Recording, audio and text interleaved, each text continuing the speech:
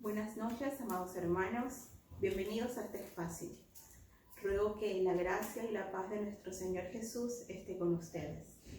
Doy gracias a Dios por la oportunidad que me da de compartir con ustedes la reflexión de este día. El tema de la reflexión del día de hoy es: importante en este tiempo hacer lo bueno. Por favor, vayamos al libro de Santiago, capítulo 4, a partir del versículo 13.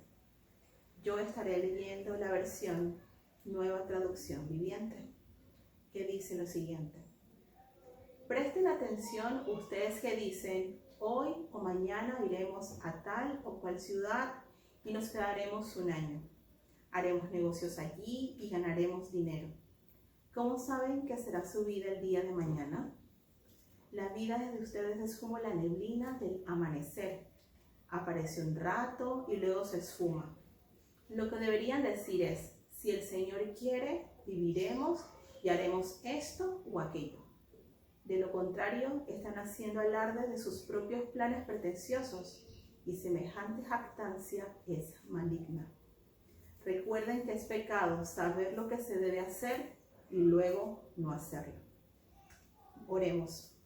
Amado Padre, buen Dios, te damos gracias por la oportunidad que nos das de estar aquí, Señor, compartiendo entre hermanos tu palabra. Amado Rey, te pido que tú seas quien nos dirijas. Dirige este tiempo, cada palabra, cada interacción, cada comentario. Espíritu Santo, gracias por estar aquí y poder guiarnos. Que tú seas, Señor, el exaltado, el que sea glorificado. Que tú disfrutes, Señor, de pasar tiempo con nosotros.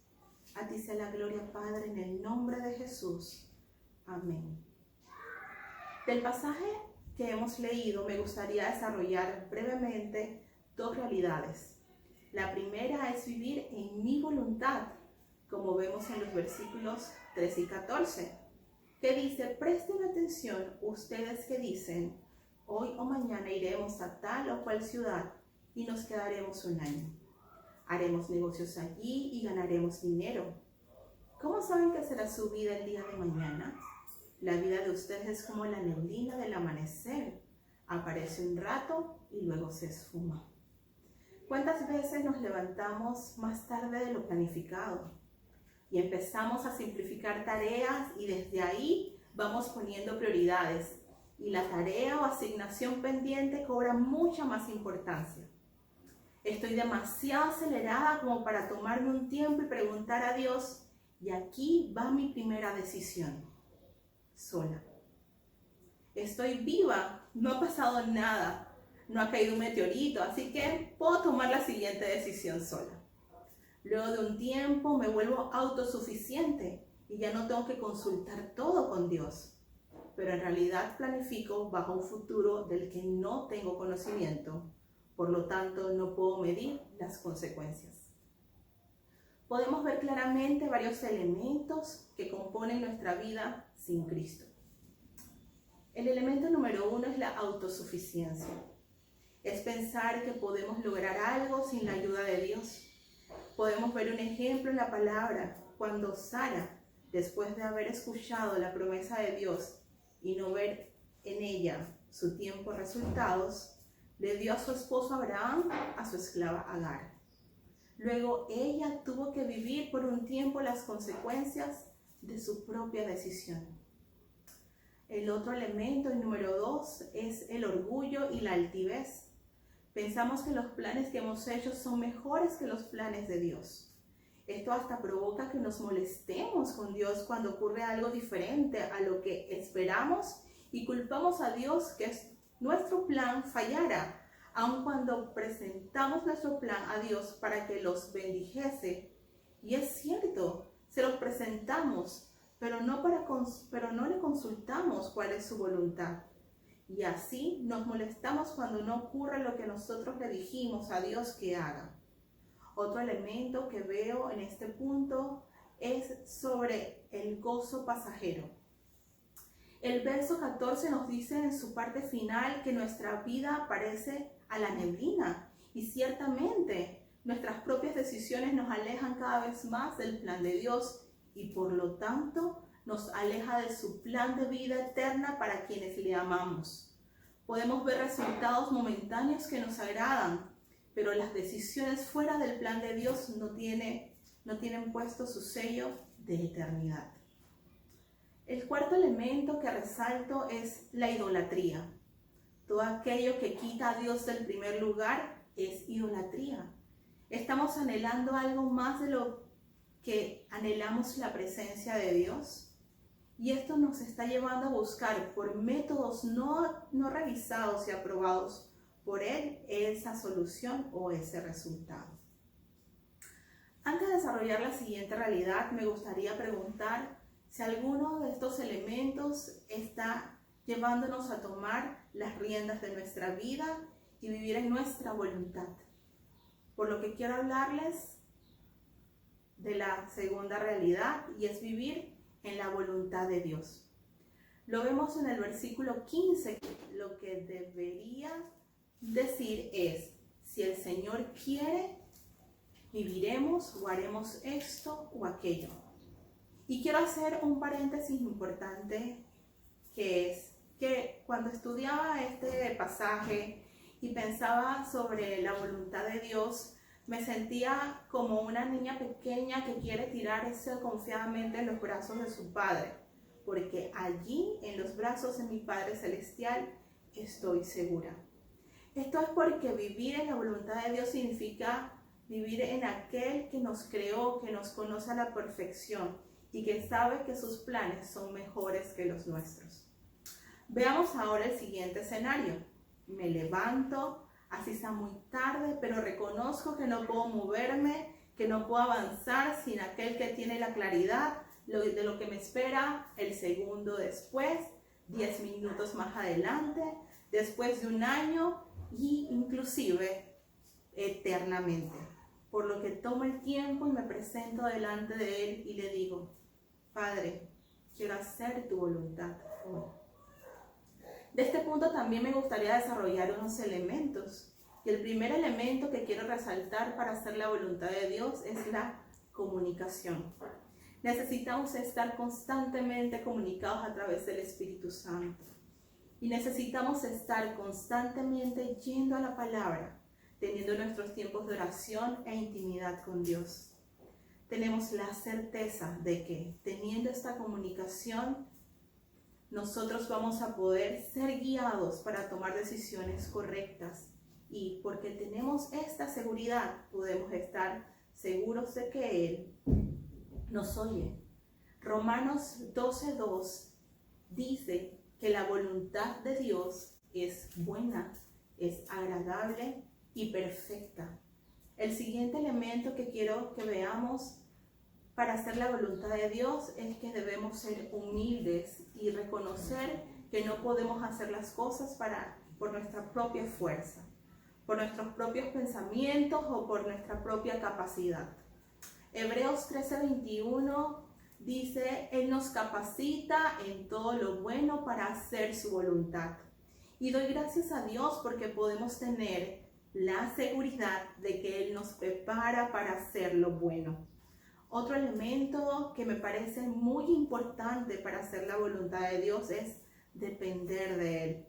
Acerca de depender de Dios, les confieso, hermanos, que es algo que a mí me ha costado, porque antes de recibir a Cristo, yo vivía en esta autosuficiencia y vivía en ese orgullo de que les mencionaba en la primera realidad.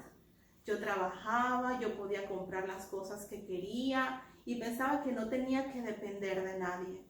Pero desde hace unos años hacia acá, Dios me ha enseñado que depender de Él es más seguro que depender de mí, porque Él me da todo lo que yo necesito.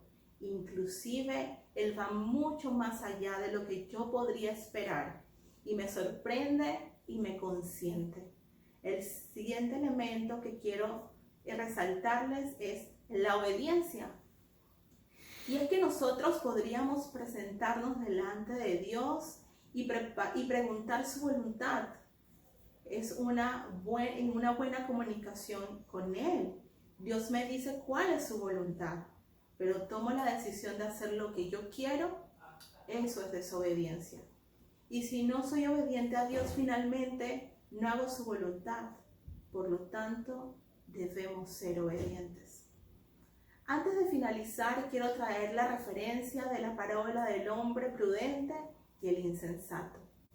Esta parábola la encontramos en Lucas 6, a partir del versículo 47, y dice lo siguiente: así que, ¿por qué siguen llamándome Señor, Señor, cuando no hacen lo que yo digo? Les mostraré cómo es cuando una persona viene a mí, escucha mi enseñanza y después la sigue. Es como una persona que para construir una casa cava hondo y echa los cimientos sobre una roca sólida.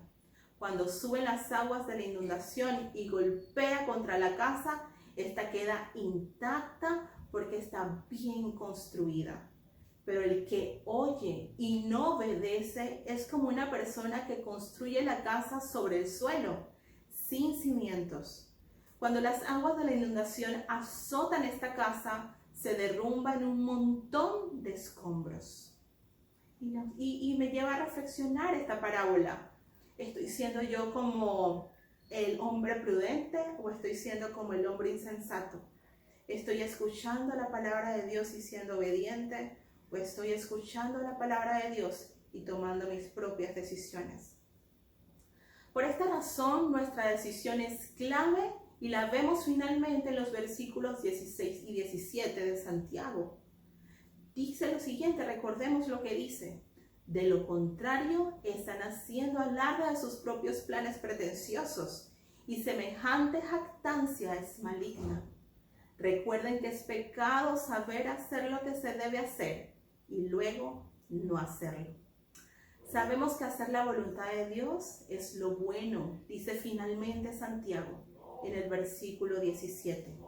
Pero ahora al que sabe hacer lo bueno y no lo hace, se le es pecado. Recapitulamos, existen dos realidades opuestas. Primero, mi realidad donde yo puedo vivir en mi voluntad, tomando las decisiones según mis ideas, con mis planes, con mis anhelos, con mis sueños. Y la segunda realidad en la que nosotros vivimos en la voluntad de Dios, haciendo su voluntad, soñando sus sueños, haciendo sus planes y sus anhelos. Les confieso que cuando empecé a leer este pasaje decía: Señor, este pasaje habla claramente en que debemos vivir y ayudar a la gente. Y tenemos que ir y ponernos una capa y rescatar a las personas. Me voy para la calle, ayudo a cruzar a los viejitos en la calle, de una calle a otra. Y eso no está mal, queridos hermanos. Eso no está mal querer ayudar al prójimo, no está mal querer cooperar, querer donar, no está mal. Pero luego de leer el pasaje y pedirle al Espíritu Santo que me guiara, me dejaba ver claramente que yo decido cuál de las dos realidades voy a hacer en mi vida. Es decidir vivir en mi voluntad o vivir en la voluntad de Dios. Si yo tengo esta claridad y yo entiendo esto y aún así decido hacer mi voluntad, como dice el versículo 6, que toda jactancia es mala. Y cuando yo soy orgulloso, cuando yo decido ser altivo, cuando yo creo que lo que puedo hacer, lo puedo hacer todo, cuando yo pienso que tengo las fuerzas, que yo tengo la energía, me dice claramente el pasaje que es pecado, porque estamos desconociendo completamente a Dios y su voluntad. Hermanos, la voluntad de Dios es buena, agradable y perfecta. Así que nos animo a que dejemos todo orgullo de autosuficiencia en nuestras vidas y permitamos que Dios cumpla su perfecta voluntad. Antes de finalizar, quiero cerrar con un pasaje que hemos leído y estudiado. Lo usamos como bandera. Dice la palabra en Jeremías 29:11 y dice así: porque yo sé bien los planes que tengo para ustedes, afirma el Señor, planes de bienestar y no de calamidad, a fin de darles un futuro y una esperanza. Dios quiere en su voluntad que podamos vivir eternamente con Él. Oremos. Amado Padre, gracias por tu palabra. Te pido, Señor, que la pongamos en práctica, que podamos vivir en tu voluntad, Señor, que podamos recordar que es tu voluntad, que es buena, agradable y es perfecta, que tú tienes planes de bien y no de mal, Señor. Que podamos disfrutar de eso, Padre amado, y en medio de disfrutar de tu voluntad, podamos compartir con otros esta esperanza de vida eterna que tú nos has dado. Te bendecimos, Señor, y te damos gloria. En el nombre de Jesús. Amén.